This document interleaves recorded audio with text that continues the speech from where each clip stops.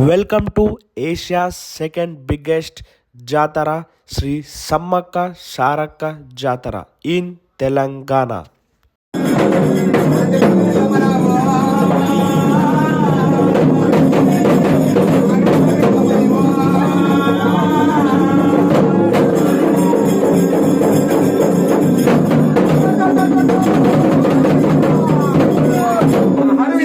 So నేను, మా wife, మా ఫ్రెండ్ ప్రదీప్ అని ఉంటాడు. మేము ముగ్గురం కలిసి మార్నింగ్ అరౌండ్ 5:30 AM మేమైతే మేడారంకి స్టార్ట్ అయిపోయాం గాయస్. సో మేము మేడారం ఏ రోజు వెళ్ళామంటే 31st January అనే డేట్ రోజు వెళ్ళాము, అంటే నిన్న. సో ఈ మేడారం జాతరలో వెళ్ళాలని మా వైఫ్కి చాలా అంటే చాలా ఉండే. సో అందుకని మేము ఆల్ ఆఫ్ సడన్గా ఈ మేడారం జాతర ప్లాన్ అనేది వేశాం. అలా మా ప్రయాణం మేడారంకి సాగింది. మా దగ్గర ఈ వివిఐపి పాస్ అనేది ఉంది. ఈ వివిఐపి పాస్ పైన 5 members దర్శనం అయితే చేసుకోవచ్చు, అండ్ విఐపి పాస్ కూడా ఉంది. ఇలా 2 passes తర్వాత మేమైతే ఒక జాగాలో ఆగాం, ఎందుకంటే మార్నింగ్ బ్రేక్ఫాస్ట్ చేసామని. ఇక్కడ బ్రేక్ఫాస్ట్ చేయడం చాలా బాగుంది. ఈ జాతరకి వెళ్ళే వారందరూ ఈ బ్రేక్ఫాస్ట్ ప్లేస్లో ఆగి తిన్నారు, చాలా టేస్టీగా ఉంది. దాని తర్వాత మా ప్రయాణం మళ్ళీ స్టార్ట్ అయిపోయింది. అక్కడ మీరు చూసినారు కదా గైస్, ఫుల్ హెవీ ట్రాఫిక్ అయితే మాకైతే ఉంది.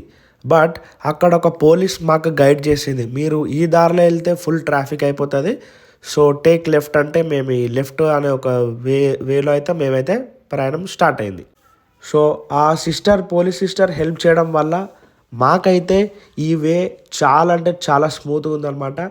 ఎటువంటి ట్రాఫిక్ లేదు.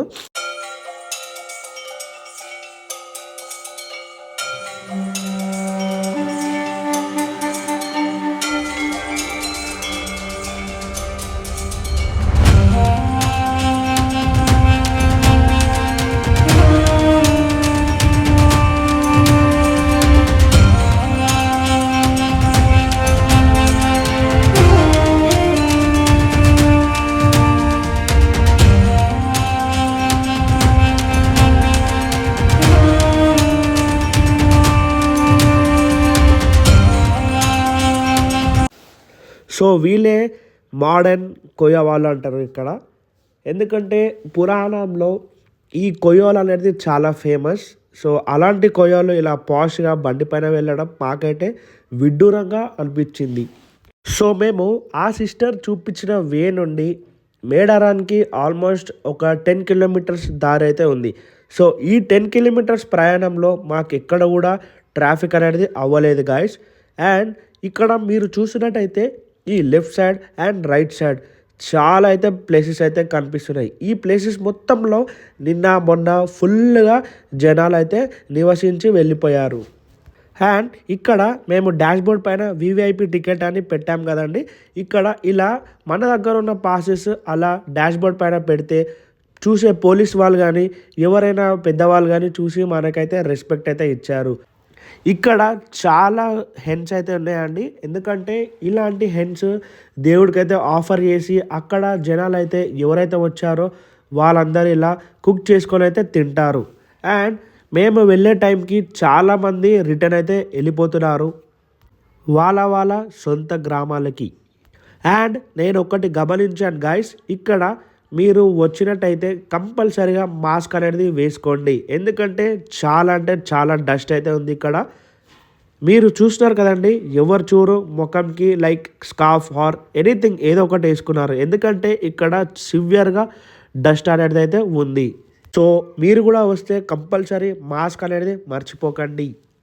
అండ్ ఇక్కడ మీకు లెఫ్ట్ సైడ్ రైట్ సైడ్ కనిపిస్తున్నాయి కదండి, ఇక్కడ షాప్స్ అయితే ఉన్నాయి. ఈ షాప్స్లో మనకి ఏది కావాలంటే అది దొరుకుతుంది. I mean the water, drinks or anything అనమాట. ఒక వాటర్ బాటిల్ ఛార్జ్ వచ్చేసి 30 rupees పర్ బాటిల్, అదే మన బయట 20 rupees. ఇక్కడ జాతర టైం కాబట్టి ఒక 10 rupees ఎక్కువైతే వీళ్ళు పెంచారు.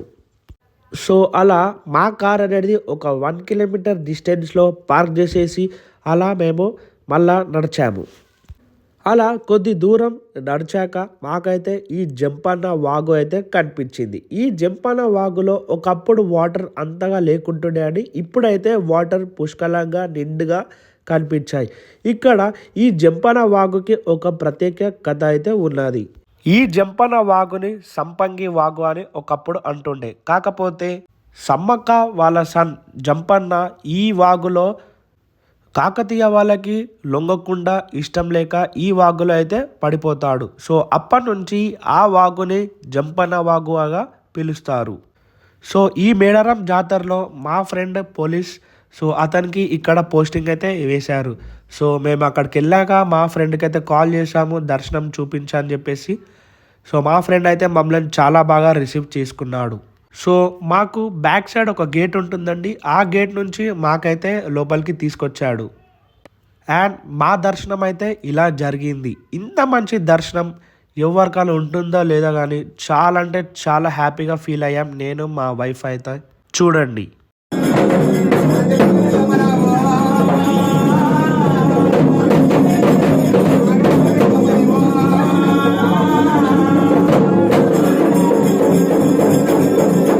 సో చూస్తున్నారు కదండి, ఇదే సమ్మక్క గద్దె. ఈ సమ్మక్క గద్దె లోపల మేమైతే ఉన్నాం గాయస్. అక్కడ తలపైన చెయ్యి మాత్రం పెట్టుకోవాలి, లేకపోతే నెత్తిపైన మనకి ఈ బంగారం అనేది తాకుతుంది. ఎవరో ఒకరు విసిరేస్తారు. ఎందుకంటే చాలా పబ్లిక్ ఉండడం కారణంగా బయట చాలామంది ఉంటున్నారు కదా, వాళ్ళైతే ఈ బంగారాన్ని దేవునికి ఎలాగైనా సమర్పించాలని దూరం నుంచి అయితే విసిరేస్తారు. సో విసిరేయగానే మన తలలపై తాకుతుందని చెప్పేసి మనం హెల్మెట్ లేదా క్యాప్ లేదా చేతులతో అడ్డం పెట్టుకోవాలి. ఎందుకంటే చాలా గట్టిగా దెబ్బ అయితే తాకుతుంది. అండ్ మా వైఫ్ అయితే సో లక్కీ, ఎందుకంటే సమ్మక్క గద్దె దగ్గర ఉన్న కుంకుమని తనైతే టచ్ చేసింది. కదండి, ఇతనే మా ఫ్రెండ్ సాయి. సో ఈ లోపల మనకి మొత్తం 3 దేవతలు అయితే ఉంటారు. సమ్మక్క గద్దె, సారక్క గద్దె, పగడిద్ద రాజు. అలా ఈ 3 దేవతల్ని మాకు దర్శనం కల్పించాడు మా ఫ్రెండ్. సో చూడండి గాయస్, ఎంత రష్ ఉందో లోపల. ఈవెన్ దో మాకైతే చాలా చాలా అద్భుతంగా మాకైతే దర్శనం జరిగింది. అలా దర్శనం చేసుకున్న తర్వాత మా కింద కాలైతే ఇదంతా చూస్తున్నారు కదండి, ఇదంతా బంగారం. బంగారం అంటే ఏం లేదు గాయస్, బెల్లం. అందరు బెల్లం విసిరేస్తారు కదా గాయస్, ఆ బెల్లం అనేది బంగారం లాగా అంటాము.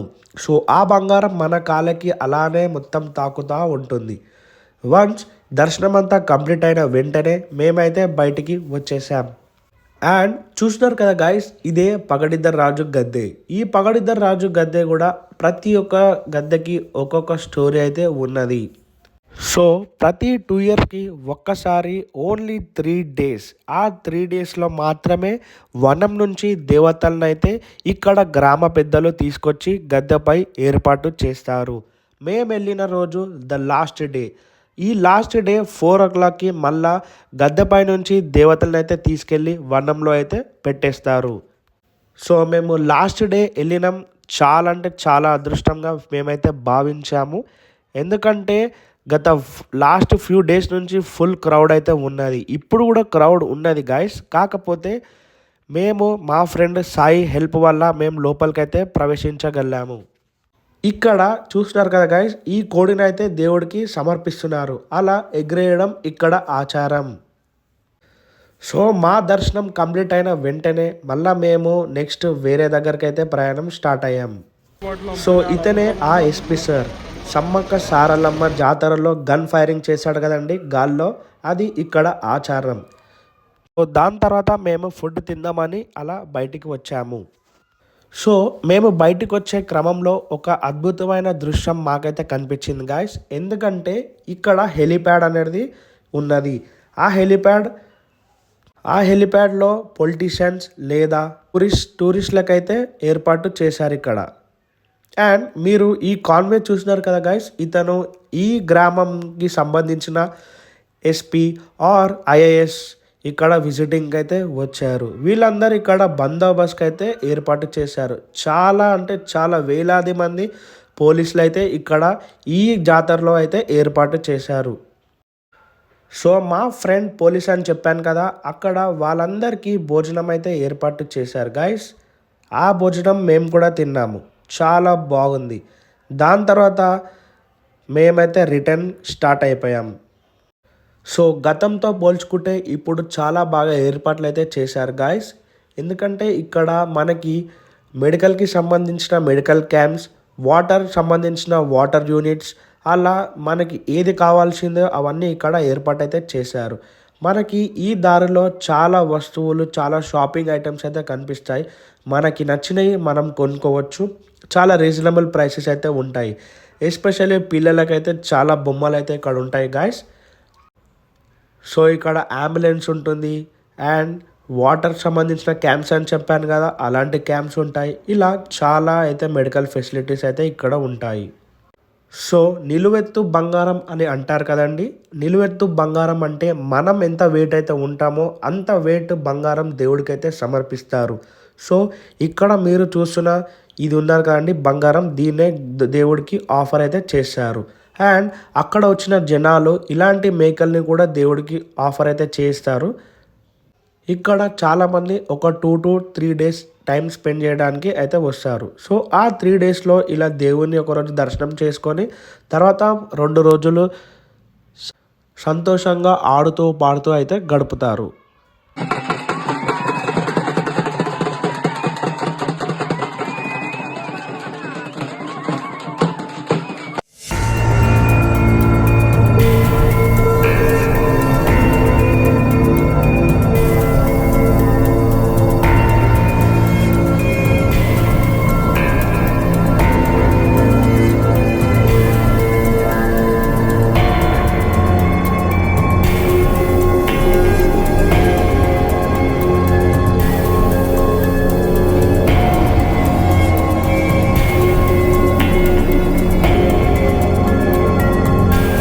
రెండు సంవత్సరాల తర్వాత ఒక్కసారిగా వచ్చే ఈ సమ్మక్క సారక్క జాతరల భక్తులకైతే 3 రోజులు దేవతలు దర్శనమైతే ఇచ్చాయి.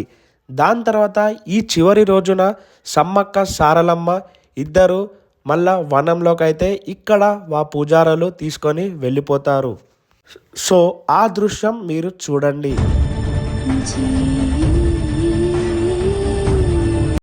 జై సమ్మక్క సారలమ్మ తల్లికి.